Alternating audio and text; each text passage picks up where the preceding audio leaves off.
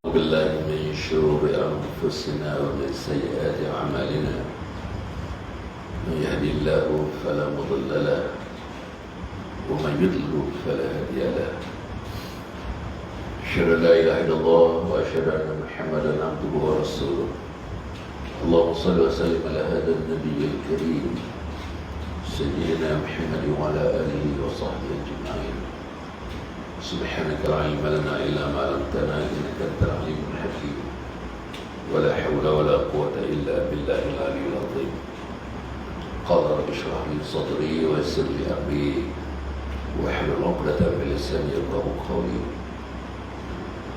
قال الله تعالى في كتابه العزيز أعوذ بالله من الشيطان الرجيم بسم الله الرحمن الرحيم اليوم أكملت لكم دينكم وأتممت عليكم نعمتي ورضيت لكم الإسلام دينا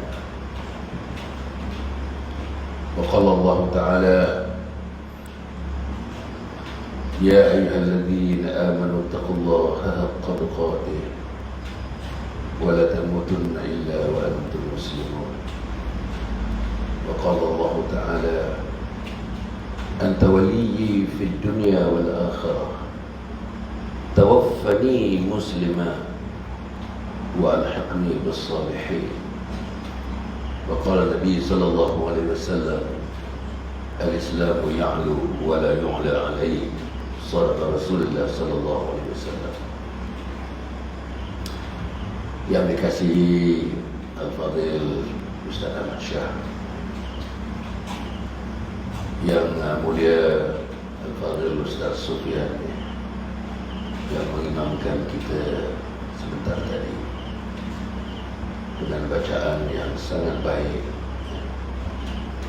Kita di belakang mengikuti bacaan itu, walaupun kita tidak dapat memahami word for word, perkataan demi perkataan, tapi sesungguhnya roh daripada bacaan itu sudah menyentuh hati-hati insan, sudah menyentuh hati-hati kita di pagi Jumat yang sangat mulia di sisi Allah Subhanahu wa Ta'ala.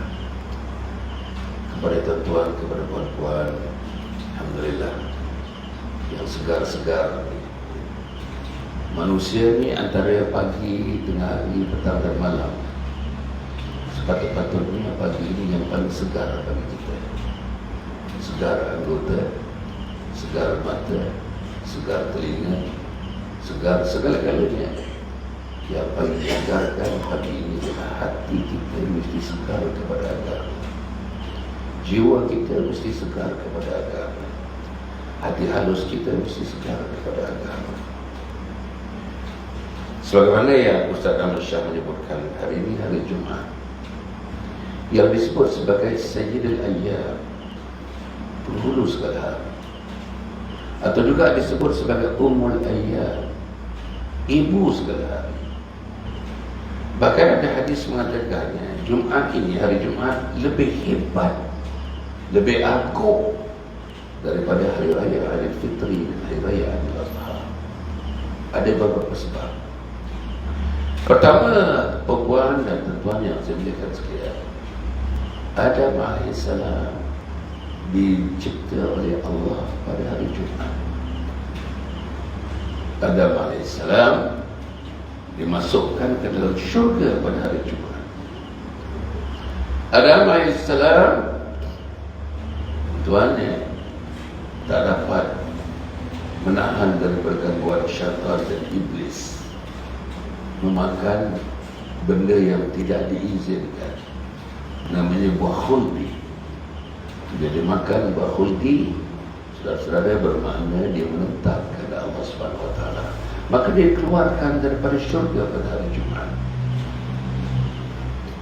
Buat beberapa puluh tahun Adam AS memohon ampun kepada Allah sebab ketelanjurannya memakan buah khuldi itu. Dan pengampunan baginda Adam AS dibuat oleh Allah pada hari Jumat. Akibat daripada pengampunan itu, Nabi Adam AS dimasukkan semula ke syurga pada hari Jumat. Adam alaihissalam diwafatkan pada hari Jumat. Kita tengok ya, cycle hari Jumat itu. Hari Jumat, banyak hadis tentang hari Jumat ini. Siapa yang mati pada hari Jumat, siapa yang mati pada hari Jumat dan kematiannya sebagai seorang hamba Allah yang disayangi oleh Allah, maka jaminan kematiannya adalah syurga Allah Subhanahu wa taala. Mati pada hari Jumat, jaminannya ialah syurga Allah Subhanahu wa taala. Nombor 2, hari Jumaat ini ada satu momen, terutamanya waktu pagi macam ini. Momen itu siapa yang memohon ampun kepada Allah Subhanahu wa taala, hatta dosanya sebanyak buih di lautan, maka dosa-dosa itu akan diampunkan pada hari Jumaat, pada pagi Jumaat ini, kalau mereka memohon ampun kepada Allah Subhanahu wa taala. Apalagi pada hari Jumaat, bumi ini akan dikiamatkan pada hari Jumat. Bumi ini akan dikiamatkan pada hari Jumat. Saudara-saudara, apalagi pada hari Jumat, antara salat dengan salat penghapus dosa, antara subuh dengan zuhur penghapus dosa, antara zuhur dengan asar penghapus dosa, antara asar dengan maghrib penghapus dosa, antara maghrib dengan isya penghapus dosa, antara isya dengan subuh penghapus dosa. Kemudian antara Jumat dengan Jumat menghapus dosa. Ramuan Jumat dan Jumat menghapus dosa. Dan bukan begitu saja, sifat rahman dan rahim Allah Subhanahu wa taala daripada satu Ramadan ke satu Ramadan menghapus dosa.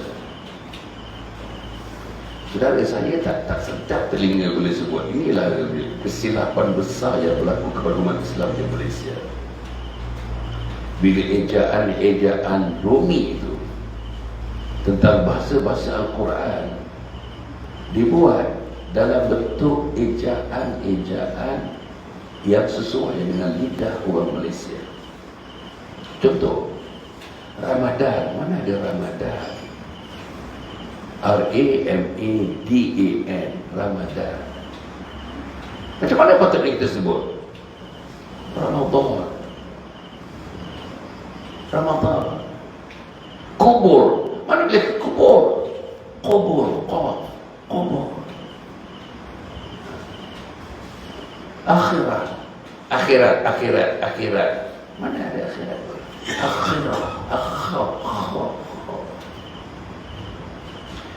Banyak. Akhirnya bila kita sembahyang pun kita sebut Ramadan.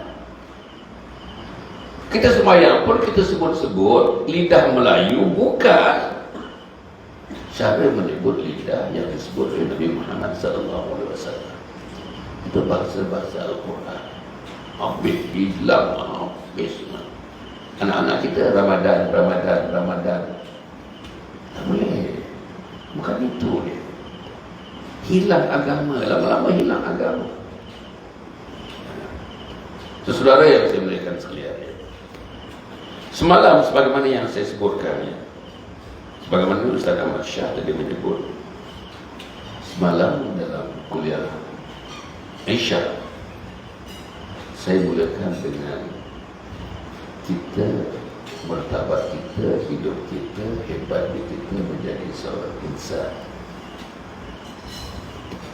Pagi ini, sebagaimana yang saya sebutkan semalam, saya sikit-sikit nak cerita setakat yang saya mampu pagi ini, sekitar dalam 45 minit. Jadi 40 minit, saya tak ada jam-jam yang tinggal. Dengan 45 minit kita akhirkan. Kita akan bercerita mengenai hebatnya Islam. Tadi saya baca sepotong ayat, beberapa potong ayat tadi. Al-yawma akmaltu lakum dinakum wa atmamtu alaikum ni'mati wa raditu lakum al-Islam dina. hari ini telah kusempurnakan agama kamu. Apa Allah kata? Agama yang diturunkan kepada kita, yang tuan-tuan puan-puan pegang, yang saya pegang, yang anak kita pegang, cucu kita pegang, adalah agama yang paling sempurna. The most perfect religion of all the religions sent down by God to this earth, to some of the prophets and some of the messengers. The most perfect, yang tidak ada sikit pun cacatnya, adalah Islam. Dan Islam itu diberikan kepada kita, yang perfect itu. Allah tunggu umat kaum, tunggu beberapa kaum daripada Nabi Adam sampai Nabi Muhammad. Ulama mengatakan, tuan-tuan, ulama mengira jumlah Nabi dan Rasul 124,000 jumlah Nabi dan Rasul. Yang perempuan, saya dan tuan-tuan yang wajib beriman 25. Yang nama Nabi dan Rasul itu disebutkan di dalam Al-Quran. Yang lain itu hanya bilangan ulama, 124,000. 124,000 semuanya diberikan agama. Agama kepada kaum masing-masing. Buat ingat ya, Nabi-Nabi dulu dalam Al-Quran semua disebut kaum. Nuh dengan kaum Nuh, Lut dengan kaum Lut, Musa dengan kaum Musa, Isa dengan kaum Isa. Hanya seorang Nabi saja yang disebut pengikutnya adalah umat. Soalnya adapun kaum Adam, kaum Nuh, kaum Harun, kaum Lut, kaum Zakaria, kaum Yahya. Sebab Nabi-Nabi itu diturunkan syariat kenabian kepada mereka untuk satu golongan manusia, satu lokaliti, satu kawasan, satu daerah, satu ethnic group biasanya. Itu dia. Tapi Nabi Muhammad tidak begitu. Wa ma arsalnaka illa rahmatan lil alamin. Aku utuskan kau wahai Muhammad untuk menjadi rahmat kepada seluruh penjuru alam. Nabi Muhammad diutus Allah Subhanahu wa taala ke bumi ini untuk memberi rahmat kepada seluruh penjuru alam. Jadi Islam ini tetap ditaburkan kepada seluruh penjuru alam. Bila seluruh penjuru alam ini tidak jadi kaum lagi, dia jadi umat Muhammad sallallahu alaihi wasallam. The word umat is only specified, is only meant untuk pengikut followers Nabi Muhammad sallallahu alaihi wasallam. Puan adalah umat, saya adalah umat, anak kita adalah sebagian daripada umat, yang lain kaum. Itulah hebatnya. Tuan-tuan pergi mana pun dalam dunia ni, ambillah satu negara yang kecil di Afrika namanya Djibouti. Dekat situ ada umat Muhammad. Pergi pula ke Jepun, Nagoya nama tempatnya, di situ ada umat Muhammad. Pergi di Ottawa di Kanada, di Kanada. Kalau nak pergi Kanada daripada Malaysia ni, salin 3 kapal terbang, paling tidak ni 30 jam baru sampai. Nun di sana ada umat Muhammad. Down south namanya Auckland di New Zealand, di situ pun ada umat Muhammad. Pergi tengah-tengah di Middle East, katakanlah di Dubai, di sana ada umat Muhammad. Nun pergi tempat saya belajar di Amerika Syarikat, namanya di Wisconsin, Madison, di situ pun ada umat Muhammad. Begitulah bertaburnya umat-umat satu dunia. Pergi ke Namibia, di situ ada umat Muhammad. Pergi ke pulau-pulauan kecil tu, Pulau Seychelles namanya, di Pasifik, itu pun ada umat Muhammad. Di mana-mana. Kalau kita tentang mendengar cerita kawan-kawan yang berdakwah tabligh, kawan tabligh ni seluruh dunia, 220 negara dalam dunia, 220 negara dalam dunia orang tabligh pergi. Di situ ada umat Muhammad. Tapi zaman-zaman Nabi sebelumnya, satu locality, a small locality, a couple of people, a couple thousands of people, yang Nabi berdakwah, Nuhnya, Ibrahimnya, Yakubnya, Lutnya, kepada kaum mereka, maka dinamakan itu kaum Nabi-Nabi. Tapi umat Muhammad adalah umat kepada Nabi Muhammad, umat yang universal, berikut di seluruh alam. Itu penting. Jadi maknanya kita sebagai umat Islam ni bukan umat Islam lahir di segamat, besar di segamat, muda di segamat, tua di segamat, mati di segamat, fikir segamat. Kita kena fikir alami, kita kena fikir alam. Kalau ada anak, beritahu anak, bertaburlah kau.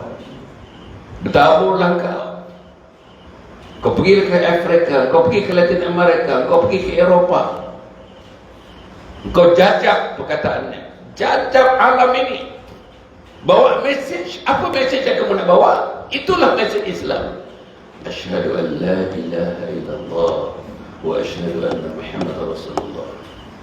Sa'd bin Abi Waqqas jalan kaki, tuan-tuan, daripada Makkah, daripada Madinah, pergi ke negeri China dan mati di negeri China. Daripada 100,000 lebih para sahabat yang mati, yang ditanamkan di Baqi, 10,000 saja.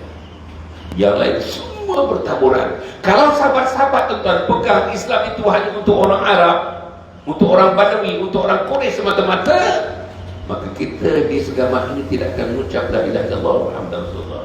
We don't get Islam. We don't get this religion, the complete religion. We would not get the complete religion. Tak dapat kita. Pasal agama tidak disebarkan. Sebab itu antara yang komponen dalam Islam ini adalah dakwah. Semua orang adalah pendakwah. Hasan Ali adalah pendakwah, Tuan adalah pendakwah, Ahmad Syah adalah pendakwah, Sufyan adalah pendakwah. Puan-puan semua adalah pendakwah. 60-70 orang dekat sini adalah pendakwah. Mulut kita mulut pendakwah, lidah kita lidah pendakwah, hati budi kita hati pendakwah, mata kita mata pendakwah. Kita kena tengok misalnya depan kita anak saudara kita, perempuan umur 18 tahun, pakai jeans, pakai t-shirt lengan pendek, naik motosikal dengan kawan dia, pusing satu kampung. Kita patut bersedih tengok dia. Sudahlah dia tidak memakai menutup aurat, tetapi dia keliling kampung. Sebagai ayah kata apa? Sebagai mak kata apa? Kalau kita sebagai ayah dan mak menganggap itu sebagai perkara biasa, tak ada peraturannya, tak ada hukum hakamnya, maka di mana iman dalam hidup kita? Nanti kita bincang itu. Di mana iman dalam hidup kita? Tengok anak tak sembahyang, tak ada kata apa pun. Tengok anak tak bangun subuh hari ni. Tuan-tuan ada kat sini, alhamdulillah tuan-tuan ya. Sengaja pukul 4, pukul 5 sudah ada kat sini tadi. Anak kita di rumah macam mana? Subuh hari Jumaat ni, subuh Adam dilahirkan, sudah Adam diwafatkan. Subuh yang mana doa-doa yang dibuat oleh anak Adam, tuan-tuan, oleh umat Muhammad pada hari Jumaat ni, tidak ada doa yang tidak akan diterima oleh Allah SWT. Semua doa dikabulkan oleh Allah. Di mana anak kita? Di mana menantu kita? Di mana adik-adik kita? Kita datang sini berulang kali. Daripada bilik ke surau, daripada surau ke bilik, bilik ke surau, surau ke bilik. Adakah tradisi ini ada pada anak-anak kita di rumah masing-masing? Di Penang, di Selangor, di Kelantan, di Terengganu yang kita sebut tadi. Di mana puan-puan berasal. Saudara-saudara, perempuan yang bersekalian, bila dikatakan agama itu perfect, al-yawma akmaltu lakum dinakum, hari ini telah kusempurnakan agama kamu. Bayang saudara, Allah beri kita sesuatu yang sempurna, tak ada cacat celanya. Dan kesempurnaan itu terbayang kepada dua sumber kepada agama. Apa dia? Al-Quran dan Sunnah Nabi Muhammad SAW. Al-Quran dan Hadis. Al-Quran sempurna, 6,236 ayat, 114 surah, 30 juzuk, sempurna. Dan wahyu yang terakhir yang saya baca tadi, hari ini telah kusempurnakan agama kamu. That was the last wahyu, the last revelation. Hari ini telah kusempurnakan agama kamu. Tuhan kata, aku sudah sempurnakan agama kamu. Tak ada yang cacat, tak ada yang celanya. peganglah agama ini. Dan telah kusempurnakan nikmat-nikmat yang berikan kepada kamu, sambungan kepada ayat tadi. Dan telah kuredakan Islam ini menjadi pegangan kamu. Allah telah redakan Islam menjadi pegangan kita. Bayang tuan-tuan, Allah sayang puan-puan, Allah sayang tuan-tuan, Allah sayang saya.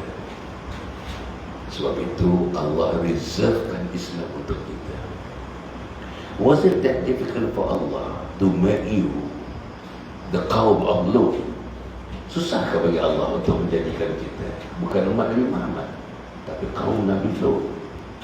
Mudah aja Allah. Kun fayakun. Kita jadi umat Nabi Lut.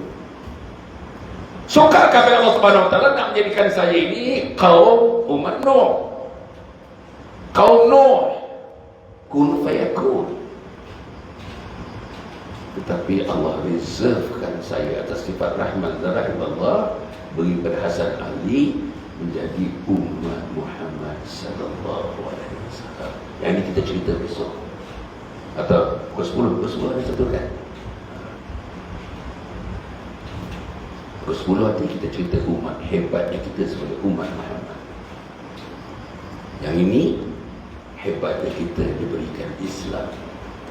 Malam tadi hebatnya kita sebagai insan. Tuan-tuan dan tuan-tuan sekalian, saya balik lagi tentang soal perfection. I have revealed this religion to you, and this is the religion that is so perfect. Sudah apa pun yang kita buat, Islam ni tuan-tuan dan puan berbeza. Tuan-tuan kalau kita bicara dengan orang Cina, orang Kristian, orang apa, dia heran tengok kita. Sebab kita ni apa yang kita lakukan sekecil-kecilnya, sampai yang sebesar-besarnya, semuanya tercakup dalam agama. Semuanya ada peruntukan agama, semuanya ada implikasi agama. Saya dah ulang, tak ada benda yang Allah beri kepada kita sebagai seorang Muslim yang kita lakukan sekecil-kecilnya sehingga sebesar-besarnya. Allah bagi kita wadahnya adalah Islam, adalah iman, adalah taqwa, adalah ihsan. Sekecil-kecilnya. Apa yang sekecil-kecil ni? Tentu adik nak keluar tadi, katakanlah ada pelapik kaki. Katakanlah pelapik kaki itu sepatutnya kedudukannya macam ini, tetapi menyongsang sikit. Kita betulkan pelapik kaki itu ada hukum Islamnya di situ, ada pahalanya di situ. Tadi masa kita keluar daripada bilik, kan, oleh kerana sedang dalam pembinaan, ada batu-batu kecil, the pebbles, batu-batu kecil di ruang depan bilik kita, pintu kita. Kita sapu dulu tu, kecil. Itu ada hukum hakamnya, itu ada pahalanya. Sampai sini tengok kawan-kawan dah ada, kita jumpa kawan, pandang dia senyum. Senyum itu pun Islam. Senyum itu pun ada implikasi agama. Duduklah kita yang lebih besar. Sementara nak menunggu azan, subhanallah, subhanallah, subhanallah, subhanallah, alhamdulillah, alhamdulillah, alhamdulillah, alhamdulillah, Allahu akbar, Allahu akbar, Allahu akbar, Allahu akbar. Lagi besar itu sudah ada implikasi agama. Ikut tadi Ustaz Sufyan mengimamkan kita, kita ikut dia, kita tidak mendahului dia. Bila dia bagi signal Allahu Akbar, baru pergerakan itu berlaku. Itu Islam. Pergerakan itu Islam. Yang duduk kursi pun pergerakannya Islam. Yang boleh sujud tanpa kursi, tanpa duduk kursi, itu pun adalah Islam.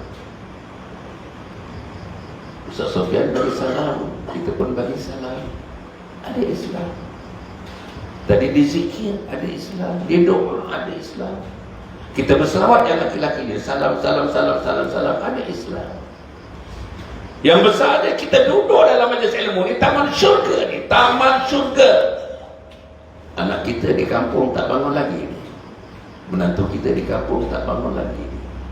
Kita sudah duduk di taman syurga. Anak suami kita tak manakah di kampung ni, saya tak tahu duduk di taman apa dia sekarang. Itu ni. Semuanya yang besar-besar, saudara, apa yang besarnya? Mentadbir rumah tangga atas Al-Quran dan hadis, atas Islam. Mentadbir jiran kejiranan. Ni nak ditadbir ni. Madrasah Ibnu Mas'ud ni nak ditadbir ni besar ni. Ada Islam. Mentadbir daerah namanya Segamat, ada DO di situ. Dulu saya pernah jadi DO, tuan, DO di Kuala Selangor. Mentadbir ada Islam. Negeri Selangor kena Perak ke Pulau Pinang ke Johor ke, mesti ditadbir. Pentadbirannya mesti berasaskan pada Al-Quran dan Sunnah Islam. Mentadbir Malaysia ni mesti ditadbir. Pentadbirannya mesti bertitik di atas Al-Quran dan Sunnah Nabi Muhammad sallallahu alaihi wasallam. Kalau nak dapat, tuan, kalau nak dapat sayang Allah, takbir ikut Allah. Kalau nak dapat laknat Allah, takbirlah. Negeri, negara, daerah, rumah kita tidak mengikut acuan Islam yang diberikan oleh Allah kepada kita. Pilih dua saja. You want our family to get blessing of Allah, and then you got to manage your family in accordance with what Allah wants. Begitu. Mesti hubungan suami isteri mesti atas nama Islam. Di mana letak isteri antara isteri dengan suami? Pasal kita tak faham Islam. Pagi-pagi lagi isteri dah lawan suami dia, bertengkar dengan suami dia. Di mana Islam? Pagi-pagi lagi, tuan-tuan, pagi-pagi lagi suami sudah menidakkan kerja-kerja isteri. Suami telah mencari kelemahan-kelemahan isteri. Pagi-pagi lagi menelanjangkan isteri, kelemahan isteri. Di mana Islam? Inilah yang berlaku. Pertengkaran pagi-pagi berlaku. Patutnya pagi-pagi ini kita angkat tangan berdoa, menangis, memohon kepada Allah agar dosa kita diampun. Ingat tak dosa semalam? 38,000. Apa 38,000 tu? Dosa apa 38,000 semalam? Dosa apa 38,000? Solat yang tidak dikabul. Mana ada masa, puan-puan? 38,000 solat 20 tahun yang kita tidak solat, atau solat tidak diterima oleh Allah. Therefore, mana ada masa untuk kita berlengah-lengah? Mana ada masa untuk kita ngobrol-ngobrol?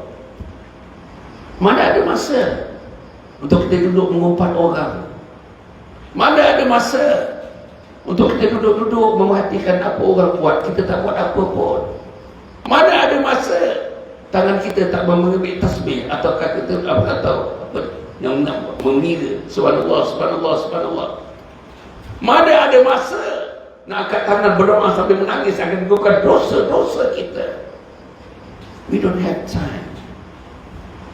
Kita tak ada masa, kita tak ada masa. Dan macam saya katakan, umur 50-60 perempuan datang kemari. Saya kata semalam, itulah decision yang paling tepat dalam sejarah hidup kita.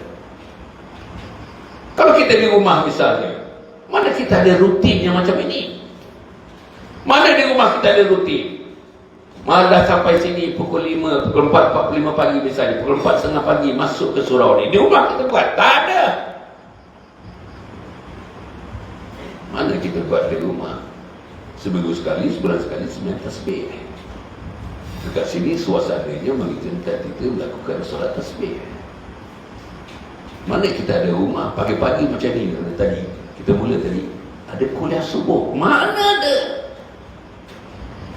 Masjid mana yang ada kuliah subuh hari Jumaat ini? Bagi tahu saya. Di Pulau Pinang ke, di Selangor ke, masjid mana ada kuliah subuh pada hari Jumaat? Kok ada kuliah subuh ialah pagi Ahad? Mana ada? Sini ni. So itu saya mengatakan puan-puan tuan-tuan sudah membuat satu keputusan yang tepat.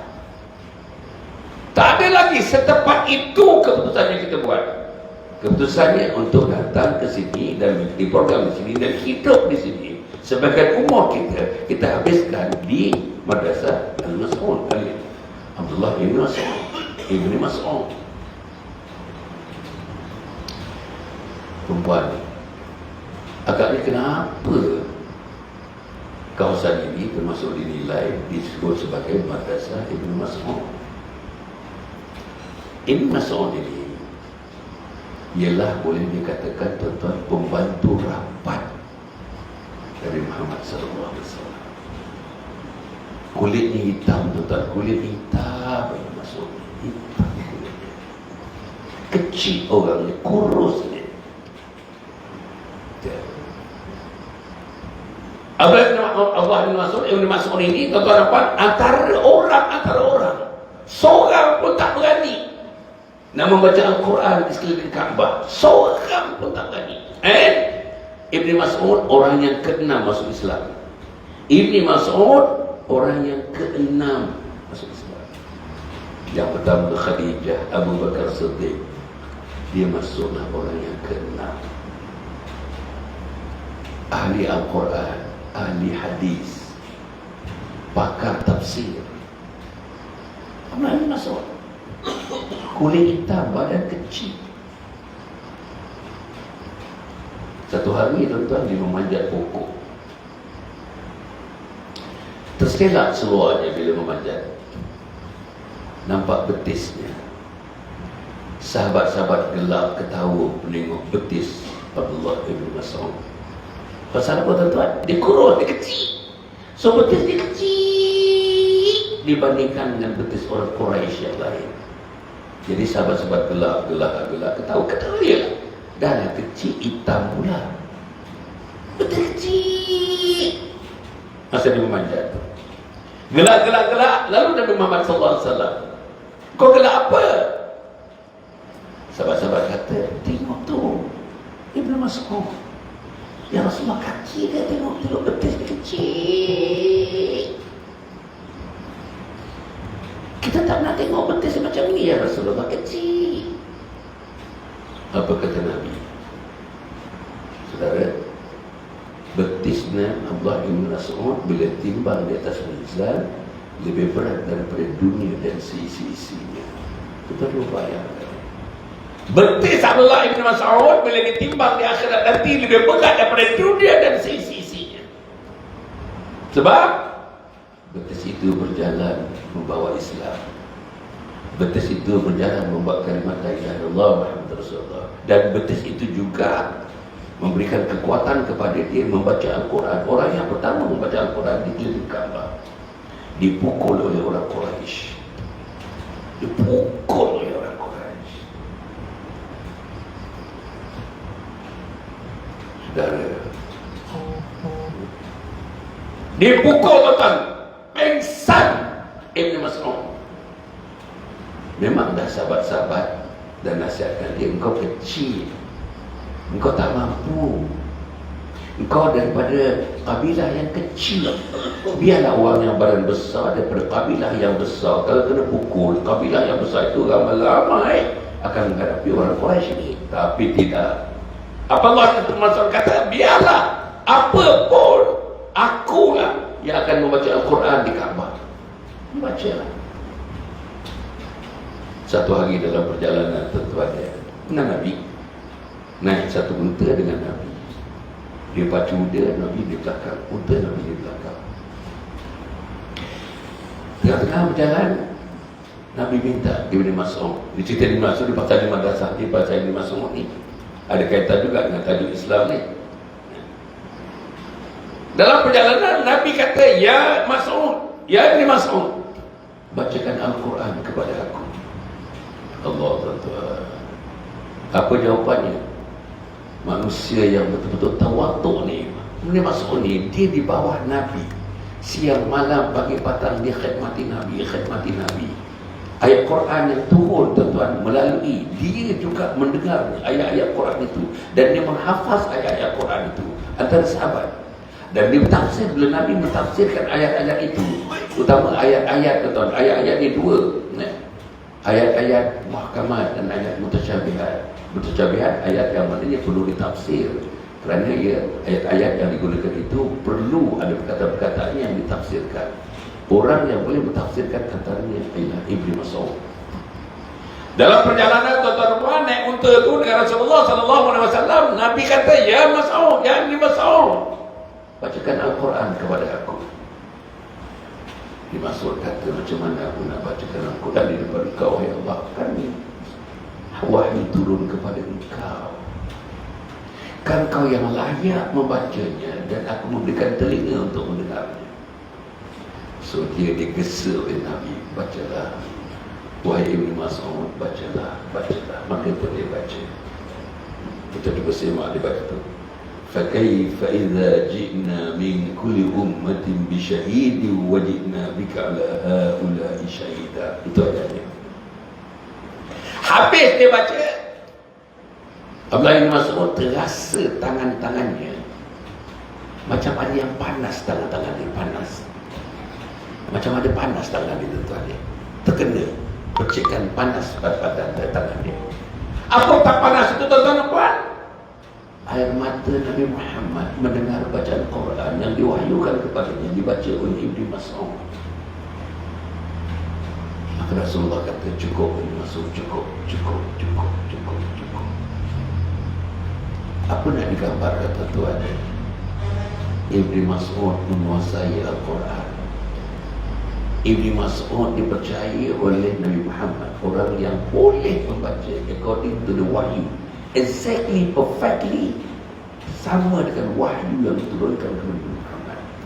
Tak tambah satu huruf, tak dikurangi satu huruf. Tak tambah satu dot, tak dikurangi satu dot. Maka Abdullah bin Mas'ud adalah di antara orang. Dan periwayat hadis, antara periwayat hadis yang masyhur dan banyak diriwayatkan, antaranya ialah Ibnu Mas'ud. Ini namakan Ibnu Mas'ud. Dan kita sedang berada di madrasah Ibnu Mas'ud. Apa yang Ibnu Mas'ud buat zaman Nabi Muhammad SAW sebagai the servant Nabi Muhammad SAW yang mengkhidmati Nabi, teralir, tuan-tuan, terserlah di madrasah ini. Pahala-pahala yang terhimpun dalam hidup Abdullah bin Mas'ud. Dia mati dalam umur 58 tahun, muda lagi, tuan-tuan, 58. Tuan-tuan, lebih 58 tadi, 68 misalnya. Sahabat saya daripada Kelantan, 68 kan? Dia mati 58, muda. Rasulullah mati berapa? Wafat. Umur Rasulullah wafat berapa? 63. Saudara, agaknya itulah sebabnya maka madrasah ini dinilai. Dan satu lagi agaknya di Lembau yang nak dirikan itu mengambil nama Madrasah Ibnu Mas'ud. Hebat betul. Saya tak boleh gambarkan hebatnya manusia yang nama Ibnu Mas'ud dan duduk di Madrasah Ibnu Mas'ud. Sekarang ini duduk di surau Madrasah Ibnu Mas'ud. Sekarang ni Hasan Ali nak cerita sikit mengenai Ibnu Mas'ud. Tuan-tuan bayangkan. Pagi ni, hebat dia pagi ni, pagi Jumaat ni. Masya Allah. Dah masa dah. Habis dah. Jangan Ustaz. Tak, Ustaz. Saya ikut yang biasa. Dah. Okey. Kalau gitu saya simpulkan. Pertama, lepas ni apa program dia? Sekarang kau apa sekarang ni? Kau 7? 7.40. Sekarang 7.40. 7.4 minit. Dia kata buat dia makan, kata. Tapi saya nak simpulkan, tapi tak habis sebenarnya, tapi tak apalah. Kita simpulkan yang pertama sekali, kita diberikan Islam, agama yang perfect. Nanti pukul 10 saya sambung sikit lagi, tak habis. Agama yang perfect yang diberi kepada Nabi Muhammad SAW. Dan ada ayat yang saya baca tadi, nombor 2. Ya ayyuhalladzina amanu taqullaha haqqa tuqatih wa la tamutunna illa wa antum muslimun. Wahai orang yang beriman, hendaklah kamu meningkatkan ketakwaan kamu kepada Allah. Jangan kamu mati. Jangan kamu mati selain daripada kamu mati sebagai seorang muslim. Wala tamutunna illa wa antum muslimun. Jangan kamu mati selain kamu dimatikan sebagai seorang muslim. Do not die unless you are dying as a Muslim and Muslimah. Jangan mati. Saudara, kita minta, jangan mati. Ya Allah, jangan kau akhirkan hayat aku dengan aku tidak menjadi muslim. Akhirkan hayatku sebagai muslim. Akhirkan hayatku sebagai orang Islam. Apa arti mengakhirkan hayat sebagai seorang Islam?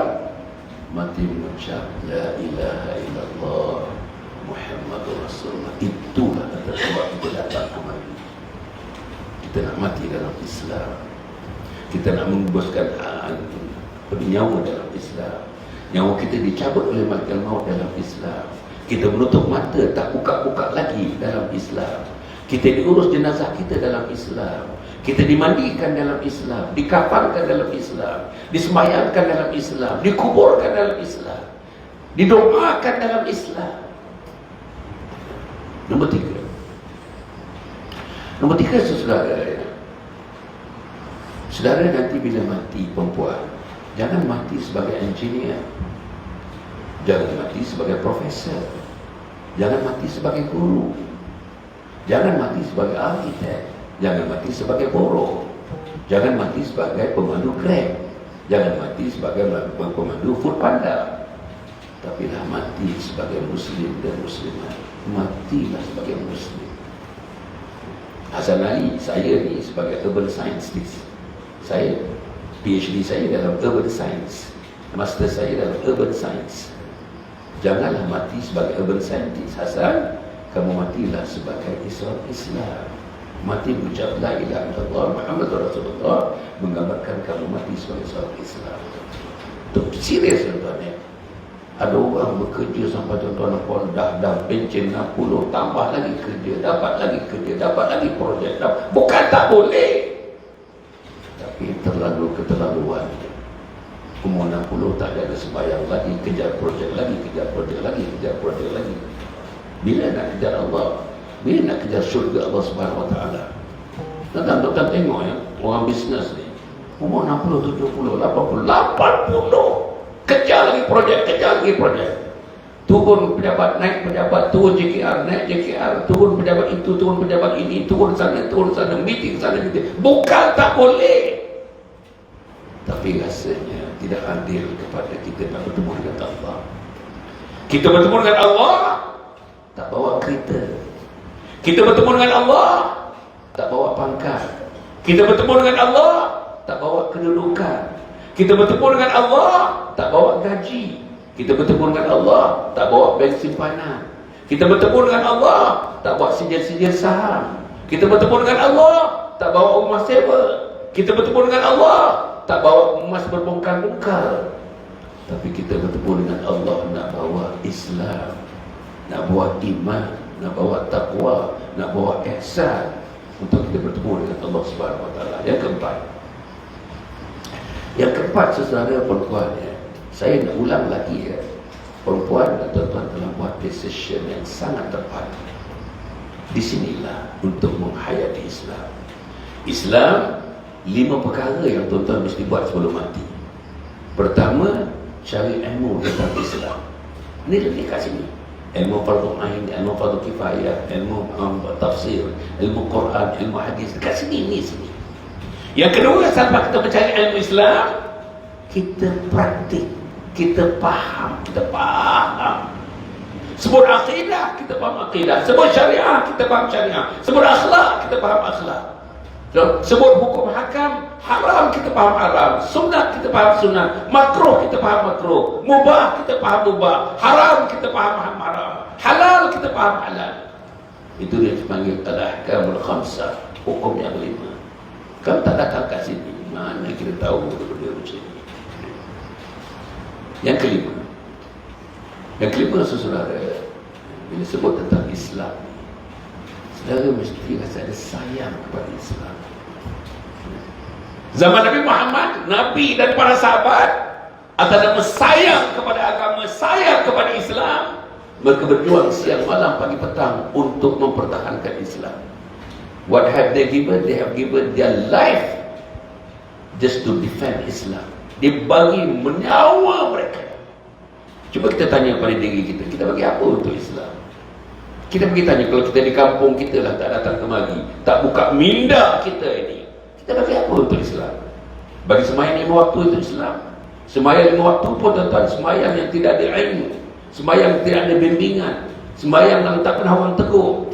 Sebagai isteri, suami tak pernah dengar bacaan isteri. Sebab isteri sembahyang secara sirri, secara hati. Jadi suami tak tahu isteri boleh baca Fatihah ke, tak boleh baca Fatihah ke, boleh baca Quran ke, tak boleh baca Quran ke. Tak ada suami tahu. Kadang-kadang dua-dua tak boleh baca Quran. Isteri tak boleh baca Quran, suami pun tak boleh baca Quran. Bila datang kemari sudah terbuka minda. Aku tak boleh jahil. I cannot remain to be ignorant. Aku tak boleh jadi jahil.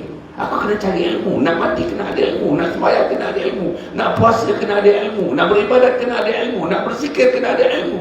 Nak mati kena ada ilmu. Kemudian tuan-tuan puan, insya-Allah, yang akhir yang keenam yang saya nak sebutkan, marilah kita doakan hari-hari tuan-tuan supaya kita matikan dalam Islam. Amitna ala dinil Islam. Amitna ala dinil Islam. Matikan aku, wahai Allah, dalam agama Islam. Jadi kita datang kemari tuan-tuan untuk mati dalam Islam. Bila malaikat maut mencabut nyawa kita nanti, mampu kita mengucapkan La ilaha illallah Muhammadur Rasulullah. Anak kita, nanti kalau ada anak yang faham, anak kita datang ke telinga kita, Ibu la ilaha illallah, Ibu la ilaha illallah. Kita namanya mentalkinkan mereka yang nak pergi buat selama-lamanya. Kok ada anak yang faham, kok ada anak kebanyakan yang tak faham. Dia tak iringi ibu dan ayah yang nak pergi itu, supaya yang mengiringinya ialah Islam, yang mengiringinya ialah kebesaran Allah, yang mengiringinya ialah kemuliaan Nabi Muhammad SAW, yang terpahat dalam kalimat La ilaha illallah Muhammadur Rasulullah. Mati seorang insan, kalimat akhirnya La ilaha illallah, Allah wajibkan syurga ke atas mereka. Apalagi kalau mati pada hari Jumaat, macam ini hadis mengatakan, mati pada hari Jumaat bagi orang yang beriman, jaminannya adalah syurga Allah Subhanahu Wa Taala. Yang akhir tuan, saya tambah satu lagi, yang ketujuh tuan, insya-Allah ya. Kita kena sebarkan agama. Tadi tak sempat saya sebut tadi. Ada 5 perkara dalam Islam tak sempat ya. Jadi tuan-tuan, insya-Allah salah satu daripada Islam ini sebarkan. Apa yang perempuan tahu, apa yang ilmu baru perempuan tahu, call anak kita. Man, tadi Dr. Hasan mengatakan Nabi-Nabi yang lain itu pengikutnya dia panggil kaum. Hanya Nabi Muhammad pengikutnya namanya umat. Kau tahu umat? Kau tahu? Bagi tahu. So ini penting. Man, Dr. Hasan kata, kalau kita tinggal sembahyang 20 tahun maknanya, dan kita kena qada sembahyang 20 tahun, jumlahnya mana tahu? 38,000 sembahyang yang tidak diqada. Bagi tahu. Jangan kita je. Jadi kita dakwah, ada dakwahnya, bagi tahu. Semua ada telefon. Bagi tahu. Bagi tahu tuan-tuan beberapa perkara-perkara yang the salient points, the one that you got from all the lectures tu, ambil salient points. Call. Kalau tidak, kita aja. Mudah-mudahan insya-Allah ya, Allah memberikan kekuatan kepada kita. Kita tidak, bukan saja kita mati dalam Islam, suami mati dalam Islam, isteri mati dalam Islam, anak laki-laki mati dalam Islam, anak perempuan mati dalam Islam, cucu laki-laki mati dalam Islam, cucu perempuan mati dalam Islam. Seluruh generasi kita sampai hari kiamat nanti. Oleh kerana kita datang ke Madrasah Ibn Mas'ud untuk mati dalam Islam, the rest of our family, according to the next generation also they are going to be dying as Muslim. Inilah yang penting diperlukan, insyaAllah. Mudah-mudahan ada baiknya pada saya, mudah-mudahan ada baiknya kepada semua. Allah memberikan taufik dan hidayah kepada kita. Kita jumpa lagi nanti pukul 10. Ustaz, pukul 10. Pukul 10 nanti saya nak sambung sikit, tak habis ni. Tak habis. Dan saya nak sambung tentang kehebatnya kita menjadi Islam dan sedikit tentang kehebatnya kita menjadi umat Muhammad sallallahu alaihi wasallam. Ingat tuan-tuan, ceramah yang pertama malam tadi tentang hebatnya kita dijadikan Allah sebagai insan. Pagi ini hebatnya Allah meletakkan ke dada kita sebagai seorang Islam. Hebatnya Islam. Lepas tu nombor 3, hebatnya kita menjadi umat Muhammad sallallahu alaihi wasallam. Insya-Allah mudah-mudahan ada baik kepada saya. Kita doa sikit pagi ini, tuan-tuan. Al-Fatihah. A'udzu billahi minasyaitonir rajim. Bismillahirrahmanirrahim. Alhamdulillahirabbil alamin. Arrahmanir rahim. Maliki yaumiddin. Iyyaka na'budu wa iyyaka nasta'in. Ihdinas siratal mustaqim. Siratal ladzina an'amta 'alaihim ghairil maghdubi 'alaihim waladdallin. Amin. Allahumma shalli 'ala sayyidina Muhammad sayyidil awwalin wal akhirin. wa radallahu tabaraka wa ta'ala an kulli sahabati rasulillah ajma'in. Allahumma inna nas'aluka ridhaka wal jannah wa na'udzu bika min sakhatika wan nar. Allahumma innaka 'afuwwun karim tuhibbul 'afwa fa'fu 'anna wa 'an walidina wa li jami'il muslimina wal muslimat wal mu'minina wal mu'minat bi rahmatika ya arhamar rahimin. Allahumma ahyina bil iman wa amitna bil iman واحشرنا بالإيمان وادخلنا الجنة مع الإيمان برحمتك يا رب الراحمين.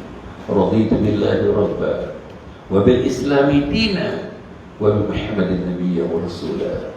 رضيت بالله ربا وبالإسلام دينا وبمحمد النبي ورسولا.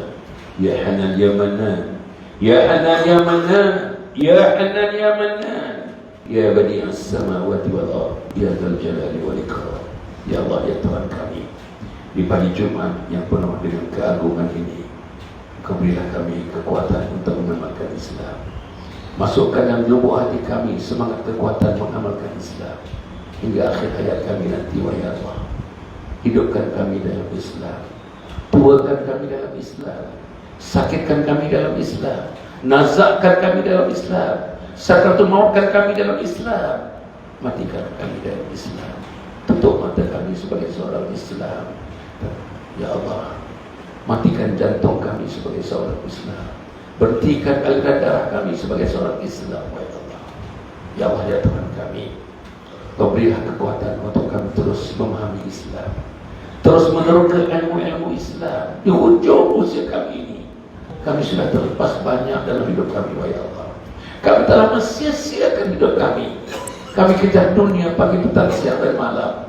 Kami tidak kejar syurga Engkau, ya Allah. Kami kejar dunia siang malam pagi petang. Kami tidak kejar keredaan Engkau, ya Allah. Kami kejar dunia siang malam pagi petang. Kami tidak kejar pengampunan Engkau, ya Allah. Ya Allah, ya Tuhan kami, kepada teman-teman yang datang, yang tinggal di kawasan ini, yang terus tinggal di kawasan ini, berkatilah hari pagi-pagi mereka, berkatilah siang-siangan mereka, berkatilah petang-petang dan malam-malam mereka. Ya Allah, permudahkan mereka beramal, ya Allah. Permudahkan teman-teman kami beramal, ya Allah. Berikanlah kesegaran kepada tubuh badan dan jasad mereka, untuk mereka membuat amal-amal saleh, amal jariah, dan mengamalkan amalan-amalan yang akan dapat menjadikan diri mereka insan-insan yang Kau sayang, insan yang Kau kasih, insan yang Kau cinta, ya Allah. Berkatilah kehidupan mereka, ya Allah. Selamatkan mereka, ya Allah. Selamatkan mereka, ya Allah. Cekalkan hati mereka, ya Allah. Cekalkan hati mereka, ya Allah. Mereka sedang membuat satu keputusan yang sangat penting dalam hidup mereka. Keputusan ini telah dicatat oleh malaikat-malaikat Engkau. Mereka ingin menjadi ahli syurga, ya Allah. Mereka menjadi ahli syurga, ya Allah. Mereka ingin menjadi ahli syurga dan bertekad untuk menjadi ahli syurga, ya Allah. Ya Allah, ya Tuhan kami, hari Jumat yang sebagai hari pengampunan ini, ampunkan dosa-dosa kami, ya Allah. Ampunkan dosa-dosa kami, ya Allah. ampunkan dosa-dosa kami. Pertama, dosa kepada Engkau, dosa kepada Nabi Muhammad SAW, dosa kepada ibu dan ayah kami, dosa kepada isteri kami dan suami kami, dosa kepada anak-anak kami, karena kegagalan kami memimpin anak kami kepada Islam, kegagalan kami memimpin isteri kami kepada Islam, kegagalan kami memimpin generasi anak-anak cucu kami kepada Islam. Ya Allah, ya Tuhan kami, Engkau berikan kekuatan kami untuk memikirkan di kawasan ini. Pagi-pagi lagi Engkau telah bukakan hati kami, telah Kau bukakan akal kami, pemikiran kami, untuk melihat cakupan Islam yang hebat itu, wahai Allah. Ya Allah, masukkan dalam hati kami, masuklah di ruang kami dalam hidup kami ini, tentang Islam, tentang iman, tentang takwa dan ihsan. Akhirnya, wahai Allah, terimalah amalan ini seadanya, wahai Allah. Terimalah amalan ini seadanya, wahai Allah. Cuci dan bersihkan hati kami, wahai Allah. Bersihkan hati kami dari sifat-sifat mazmumah, masukkan sifat-sifat mahmudah, wahai Allah. Ya Allah, kami pastinya akan mati bertemu dengan Kau. Mungkin hari ini kami dimatikan, wahai Allah. Mungkin minggu ini kami dimatikan, wahai Allah. Mungkin bulan ini kami dimatikan, wahai Allah. Matikan kami dalam Islam, dalam iman. Matikan kami dalam takwa, dalam ihsan, wahai Allah. Jangan bila malaikat maut mencabut nyawa kami nanti, jangan Kau keluarkan lidah kami dan mengucapkan kalimat la ilaha illallah. Jangan Kau batukan hati kami daripada meronsingkan untuk dapat mengucapkan kalimat la ilaha illallah Muhammadur Rasulullah. Ya Allah, akhirnya, wahai Allah, beri kami terus berada dalam majlis-majlis seperti ini sampai akhir hayat kami nanti, wahai Allah. Letakkan kami dalam majlis ini sampai akhir hayat kami, untuk anak kami di kampung-kampung kami, untuk adik abang kami dan dari kampung-kampung kami. Bukakan hati mereka kepada hidayah, ya Allah. Bukakan hati mereka kepada hidayah, ya Allah. Bukakan hati mereka kepada hidayah. Anak-anak kami yang masih jauh daripada hidayah, kaum keluarga kami yang masih jauh daripada hidayah, daripada masjid, daripada surau ini, wahai Allah, daripada madrasah Ibnu Mas'ud ini, wahai Allah. Engkau berikan kepada mereka cahaya hidayah. Masukkanlah hati mereka sedikit putar-putar hidayah, wahai Allah. Rabbana atina fid dunya hasanah wa fil akhirati hasanah wa qina adzabannar. Wa sallallahu alaihi wa alihi wa sahbihi ajma'in. Subhana rabbika rabbil izzati amma yasifun wa salamun alal mursalin walhamdulillahi rabbil alamin. Taqabbalallahu minkum. Tuan-tuan, hanya saya nak bagi tahu tuan-tuan dan puan, saya dah tulis 40 buku, tuan-tuan ya. I have written 40 books, 40 buku. Yang kebanyakannya kita boleh tengok sejak 40 tahun dulu saya tulis. Tapi ada buku yang terakhir, 3 buku yang terakhir, 3 buku. Yang buku ni saya tulis, tuan-tuan, dan saya telah bawa keliling 2 tahun. Saya telah mengutip 2,6 juta ringgit, tuan-tuan, untuk membangunkan kompleks Al-Husnul Khatimah. Buku yang pertama ni tajuknya Husnul Khatimah, impian setiap Muslim. Husnul Khatimah, impian setiap Muslim.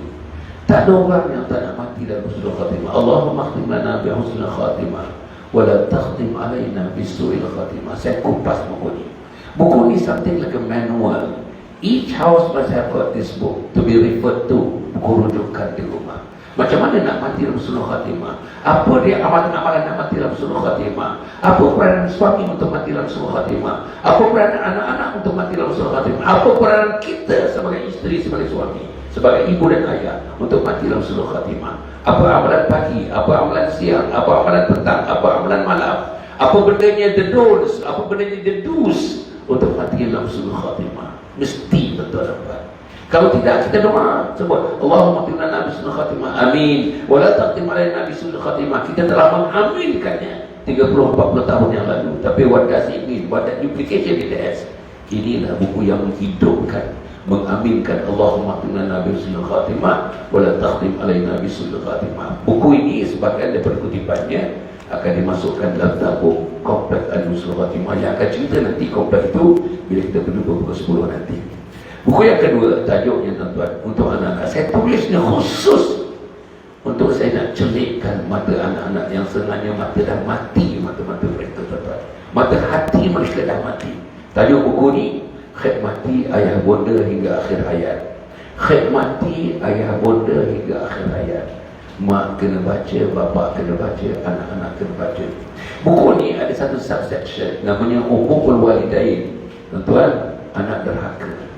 Saya tulis buku ni tuan-tuan. Kalau boleh, tuan-tuan balik nanti bagi tahu anak. Satu malam ambil masa 3 minit. Satu malam baca satu muka surat ketemu surat. Bahagian yang namanya anak derhaka dekat sini. Saudara, dan dalam buku ni saya menceritakan tentang bila perempuan mati nanti, bila anak kita baca buku ni, ilmu mereka yang ada. Memandikan anak, mengkafankan anak, menyebayangkan anak, mengimamkan anak, membaca talqin anak, mengebumikan anak, mendoakan seterusnya sampai hari kiamat. Ibu yang ada di alam barzakh, anak kita mendoakan. Kalau tuan balik tanya anak-anak, cuba telefon, Din, kita macam mana bunyi doa kepada mak dan ayah yang akan pergi nanti selama-lamanya? Macam mana bunyi doa ni? Saya yakin 10 anak 10 tak tahu nak doa ni. Allahumma firli wali walidayya warhamhuma kama rabbayani shaghira. Itu saja doa. Anak kita tak boleh doa, tuan-tuan. Siapa lagi nak doakan kita kalau anak kita tak mampu nak berdoa untuk itu? Okey. Buku yang ketiga, ini dia. Tajuk buku ni, Isteriku Ketua Bidadari Syurga. Masya Allah, tuan-tuan. Tajuk buku ni, Isteriku Ketua Bidadari Syurga.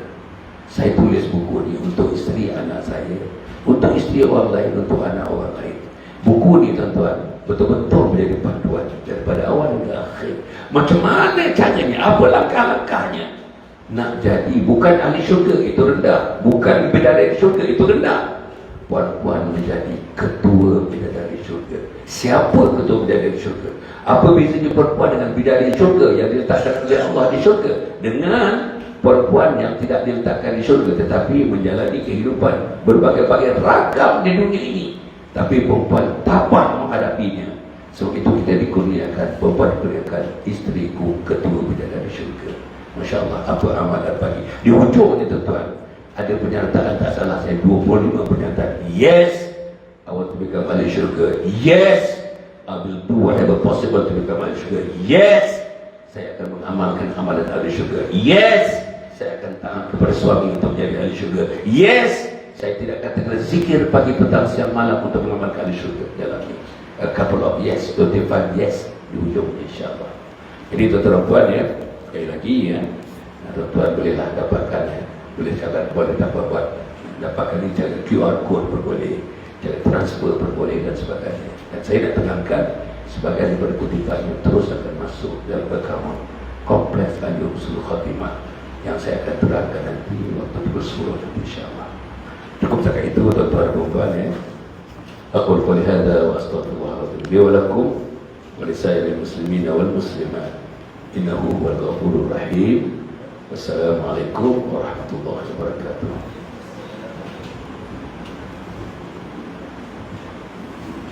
Waalaikumsalam warahmatullahi wabarakatuh. Terima kasih diucapkan